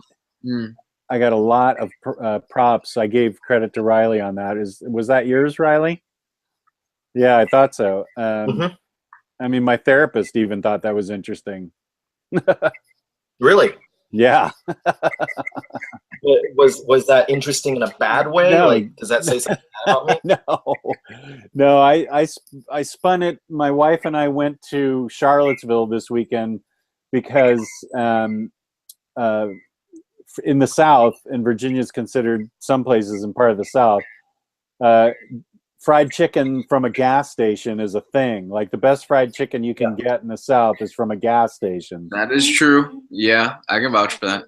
Okay, good. And so we went to Charlottesville, and the whole time we were ripping on things and just bonding completely over it, because she doesn't love the things I love, you know, besides each other. But we hated the people that cut us off.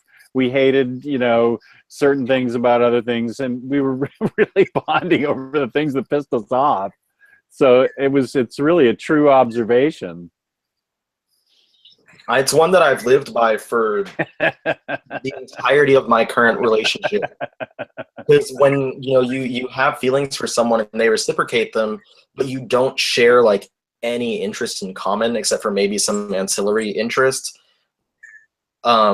you wind up having to find other things that you share in common, and oftentimes what it would be is just us trash talking people. And it's funny, and I even brought it up with some friends at work the other day, because we were all trash talking someone, and I was like, what does it say about us that what we enjoy the most is like talking smack? And they're like, I think it's it's normal. Like everyone loves doing that. And I was like, yeah, like everyone loves to hate. That's why it's more fun to watch. Like if we were to make a video, and we have talked about stuff we hated before, but just videos about stuff that we hate, they're gonna be the most fun, most hilarious videos that anyone's seen. They're the ones that people are gonna be laughing with us the whole time. I think we found next week's topic. That's why my topic of pretty sunsets never flies. Things we hate in comics next week. Stay tuned. Holy smoke. That's actually a good idea. As long as like it's something that's universally hated, like Civil War II. Greg Land and Rob Liefeld's lack of feet, then that's okay. Like it works.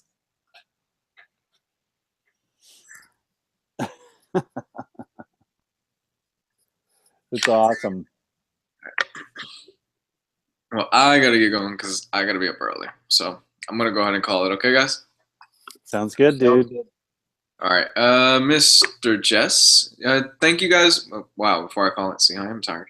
Once again, thank you guys for joining us today. We all feel a bit overwhelmed by Jess's room, clearly, and the greatness that we have seen.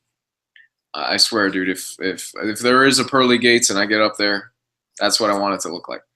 You'll be on the mantelpiece. Oh, sorry. You mean that's what you want heaven to look like?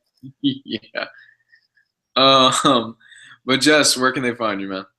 I am on Ryleymo's Facebook page, the Omnibus Collectors Comic Swap and Community, and I'm on there as an admin and fan of comic books. And Mr. Riley. I am on my YouTube channel, Ryleymo. If you look it up, that's what you'll find. Or you can just look up Omnibus Collector. My website, theomnibuscollector.com. Hopefully pretty soon I can write up a Swamp Thing reading list for y'all, because I think that was a pretty good idea. Mm-hmm. You can see articles on there. Recently, I've just been talking about, upcoming releases, and I posted something today with the last couple weeks of releases that I thought were notable. And you can also find me Twitter, Instagram, wherever the hell, Facebook group, all that good stuff. I'm on the internet. It's the important thing. You're on the internet. And you guys already know where I am because you're watching this video. But yeah, you can follow me on Facebook and Twitter. Those links are going to be found in the description below. If you have not donated to my Patreon and you've been thinking about it, now's a good time. Me and Jess have been hitting it out of the park with the news show lately. It's been a blast. We found our stride, I like to think, and we have been having a real fun time doing it. Last week, we pretty much went on a huge tangent involving Stranger Things Season 2 and Legion. That was really, really fun. So for a couple of bucks, you get that show and also a whole bunch of other exclusive stuff. I apologize for this week for not having as much content out as I normally do. It's been a busy week with Valentine's Day and a whole bunch of other things that are going on, like I've already said. I do teach as a full-time gig, and it's coming up to the point in the year where it's the busiest time of the year because of testing. So sorry about that, guys. But make sure you donate to Luis's Patreon. That way you get more Silver Fox. He does help out a lot. Jess does this out of the kindness of his heart. I don't pay him, even though he definitely deserves to be. And I appreciate everything that him, Gabe, Gio, and all those guys, and even Riley do for me as well. So please check out that stuff. It's found in the description. That is literally how I'm able to keep this channel alive, guys. Yeah, and till next time, right? Hit him with the hind. Adios, guys. Have a good night, everybody. Peace and love. Hate.